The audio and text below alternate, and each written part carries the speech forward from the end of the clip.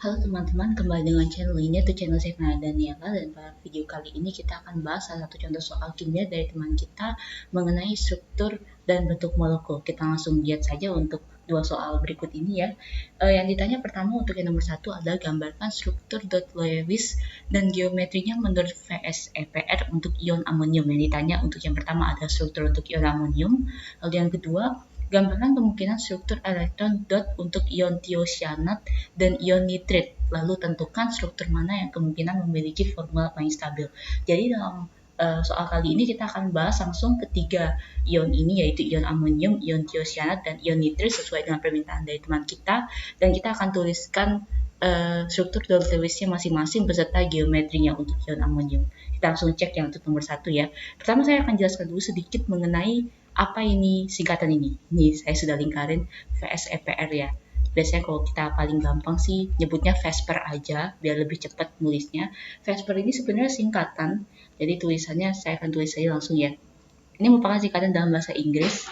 Kalau kita bisa tulis itu merupakan singkatan dari valence shell electron pair repulsion.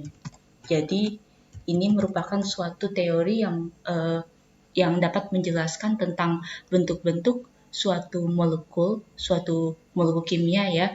Dan VSEPR ini, Vesper ini merupakan singkatan dari ini, valence shell electron pair repulsion, atau kalau bisa di bahasa Indonesia kan dia akan menjadi teori tolakan pasangan elektron pada elektron valensi, seperti itu ya. Jadi ini teori tolakan pasangan elektron di lapisan elektron valensi, itu yang disebut dengan VSEPR atau Vesper.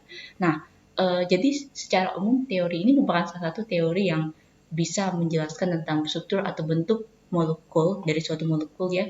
Dan teori ini menjelaskan bentuk molekul itu berdasarkan gaya tolak menolak antar suatu elektron, baik antar satu atom maupun dengan atom lainnya yang menyusun senyawa atau molekul tersebut.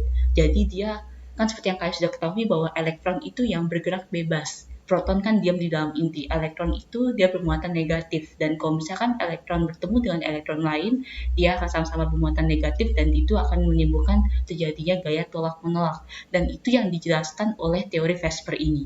Dan ada banyak teori lain yang menjelaskan tentang bentuk molekul, salah satunya teori domain elektron, namun kali ini kita tidak perlu membahas itu karena yang ditanya oleh teman kita adalah teori Vesper.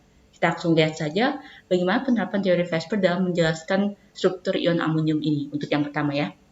Oke, jadi yang pertama kalian harus ketahui adalah ion amonium itu dia rumusnya adalah NH4+. Oke, nah kita nggak akan langsung bahas tentang ion amoniumnya. Pertama saya akan bawa langsung ke kalian mengenai amonia NH3 ya. Jadi NH3 ini merupakan zat yang murninya itu dia berupa cairan, dan apabila kita encerkan, kita akan reaksikan dengan H2O, maka dia akan menghasilkan suatu basa yang disebut dengan amonium hidroksida. Dan amonium hidroksida ini kalau kita uraikan dia akan menghasilkan dua ion, yaitu ion amonium dan ion hidroksida, seperti itu ya. Jadi kita akan langsung lihat pertama di NH3 dulu. Kalau kita lihat, kalau kita mau gambar struktur Lewisnya, pertama kalian harus tahu bahwa N itu dia mengikuti struktur, mengikuti oktet ya. Kesadarannya dia harus mengikuti struktur oktet, aturan oktet, dan H dia harus mengikuti aturan duplet. N dia memiliki 5 elektron valensi dan H dia memiliki 3 elektron valensi. Ini kalau menggambarkan NH3 cukup gampang ya. Jadi N itu tinggal seperti ini, H, lalu H, dia masing-masing mengikat 3H karena dia juga punya 5 elektron valensi, dan 3 diantaranya merupakan pasangan elektron yang dapat merupakan pasangan elektron ikatan antara N dengan H. Sisanya di sini ada 2 elektron bebas kayak itu. Jadi kalau misalnya kita gambar ya akan menjadi seperti ini. Kalau kita gambar geometria dalam bentuk 3 dimensi, kita bisa gambar menjadi seperti ini ke belakang. Lalu setelah itu ini ada H, di sini ada H juga, dan karena di sini tidak ada H di atasnya, maka dia akan membentuk seperti ini. Ini merupakan gaya antara PEB-nya kayak gitu. Dan kalau kita lihat di sini terdapat dua teori yang digunakan, atau terdapat dua bentuk yang diperkenalkan oleh teori Vesper ini. Yang pertama adalah geometri molekul, dan yang kedua adalah geometri elektron. Nah, perbedaannya apa? Kalau misalnya kita lihat dalam NH3 ini, kita lihat di NH3 ini, berarti kalau misalnya NH3 ini, itu geometri elektronnya itu ada tetrahedral. Mengapa seperti itu? Karena dia melibatkan PEB-nya juga yang ke atas, sehingga dia membentuk suatu tolakan, sehingga jarak antara PEB dengan H-nya itu ada 107 derajat. Itu adalah geometri elektronnya. Sementara untuk geometri molekularnya, itu adalah trigonal piramida. Jadi dia tidak melibatkan PEB. Itu yang disebut dengan geometri molekul. Itu ya, trigonal piramida. Piramida. Oke. Nah, itu untuk yang NH3. Sekarang yang tanya adalah ion amonium. Bagaimana dengan ion amonium? Kalau kita lihat di sini, kita tetap ikuti aturan yang stabil duplet dan stabil oktet. Jadi, anggaplah N itu dia tak kasih elektronnya bentuk silang ya, dan O itu bentuknya ada bulatan seperti ini. Maka, kalau misalkan untuk yang NH4+, maka dia akan menjadi seperti ini. N kan punya 5 elektron ya. Nah, dia akan seperti ini, dia mengikat 4H, ya kan? Oh sorry, ini maksudnya H ini. H dia tak kasih titik ya. H seperti ini. Nah, kan awalnya NH3 seperti itu ya. Nah, terus karena diancarkan dengan air kan mengandung ion H+ dan ion OH-, jadi dia akan menyerang ke sini PEB-nya, sehingga yang terjadi adalah seperti ini. N, sini H, sorry, saya nggak cukup tempatnya. Oke, setelah dia serang ke sini, maka dia akan menjadi N. Sini ya, ini tetap sama semua. Oke, dan ini tetap H. Kalau kita perhatikan, ini merupakan ion H+ yang diserang. Berarti kalau ion H+ dia sudah kehilangan elektronnya, sehingga H+ ini tidak bawa elektron apa-apa lagi.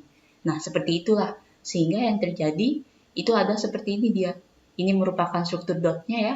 Kalau kita ubah geometrinya menjadi dia seperti ini. N, sini H, dia berikatan tunggal dengan H di sebelah kiri, di sebelah bawah, dan di sebelah kanannya, tapi ke atasnya dia memberikan elektron tanpa dia menerima lagi elektron dari H, sehingga dia membentuk ikatan kovalen koordinasi dengan H yang di atas. Seperti itu. Sehingga kita bisa tulis jadi seperti ini. Ini saya hapus untuk yang amoniumnya ya.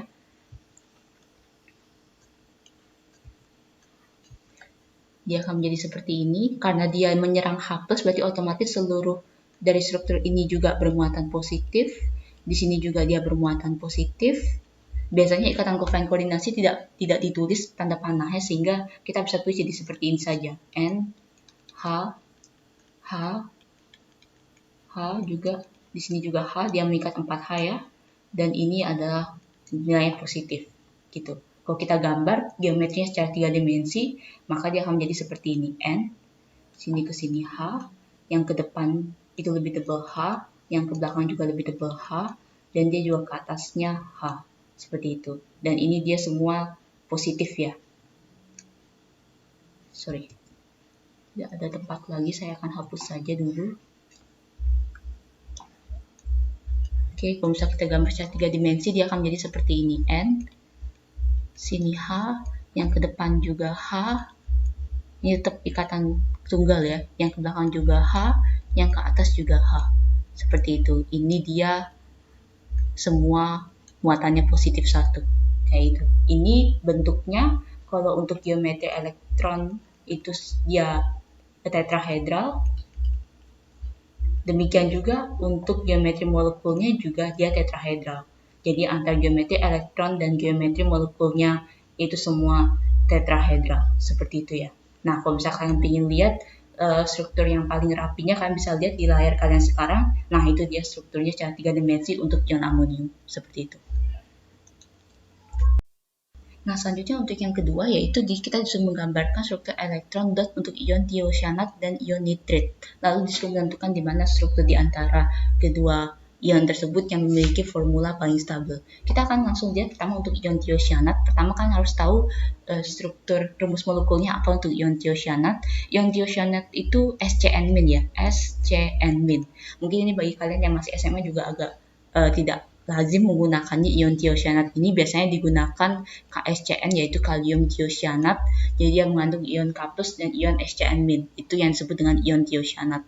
Dan seperti yang tadi saya sudah bilang tadi, kalau mau menggambar struktur dot Lewis-nya sama persis seperti tadi ya, intinya ya, kita harus mengikuti apakah dia stabil oktet maupun stabil duplet. Kalau kita lihat di sini S, C, dan N dia semua stabil oktet kan. Jadi kita harus mengikuti semua agar setiap atom ini dia dapat stabil oktet, yaitu dia sama masing-masing mengikat 8 elektron secara keseluruhan. Dan kita lihat di sini S sulfur itu dia memiliki 6 elektron valensi, C karbon dia memiliki 4 elektron valensi, dan N dia memiliki 5 elektron valensi, ya kan, seperti itu ya. Kita bisa gambarkan satu-satu. Di sini saya juga sempat hitung-hitung terdapat 3 struktur yang mungkin untuk SCN-min ini. Yang pertama kita lihat di sini, untuk yang S kita kasih gambarnya bentuknya seperti ini elektronnya, untuk C kita kasih gambar seperti ini elektronnya, dan untuk N kita kasih gambar seperti ini ya, biar kalian nggak bingung ya.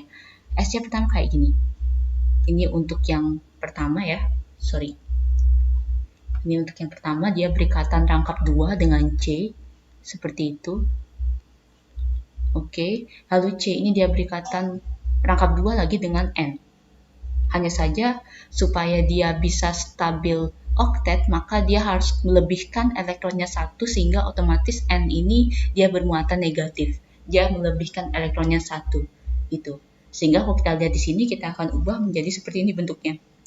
S, rangkap 2C, rangkap 2N, dan dia muatannya positif 1, min, ya. Oke, ini untuk yang kemungkinan pertama. Kemungkinan kedua, itu adalah seperti ini dia, S. Kita akan coba lebihkan untuk yang elektron S-nya sebanyak 1, sehingga total elektron untuk S itu adalah 7. Seperti itu ya, kita coba lihat. Dia berikatan tunggal dengan C. Ya, dia berikatan tunggal dengan C, namun C ini juga dia berikatan rangkap 3 dengan N sebelahnya. Jadi kalau kita lihat di sini C itu merupakan kayak atom pusatnya ya, dan C ini mengikat S di sebelah kiri dan N di sebelah kanan. Saya akan tetapkan seperti itu supaya kalian nggak bingung. Jadi dia berikatan rangkap 3 dengan N. Dan berbeda dengan yang nomor 1, kalau N dia melebihkan elektronnya, sementara yang di sini, di nomor 2 yang S melebihkan elektronnya. Sehingga otomatis S ini dia bermuatan sebanyak 1. Jangan kalian cek masing-masing apakah dia sudah stabil oktet atau belum. Kalau kalian yang menggambar ini tapi belum stabil oktet, berarti kalian harus perbaiki lagi gambar kalian. Oke, kalau sudah semua stabil oktet, berarti tinggal diubah seperti yang ini. Dia akan menjadi S, berikatan tunggal dengan C, dan berikatan rangkap 3 dengan N. Dan dia muatannya tetap min 1. Lalu untuk yang ketiga, kalau kita lihat di sini, kita akan coba buat supaya S itu dia kehilangan elektronnya 1. Jadi elektron valensinya 5 dia. Sehingga dia akan menjadi seperti ini.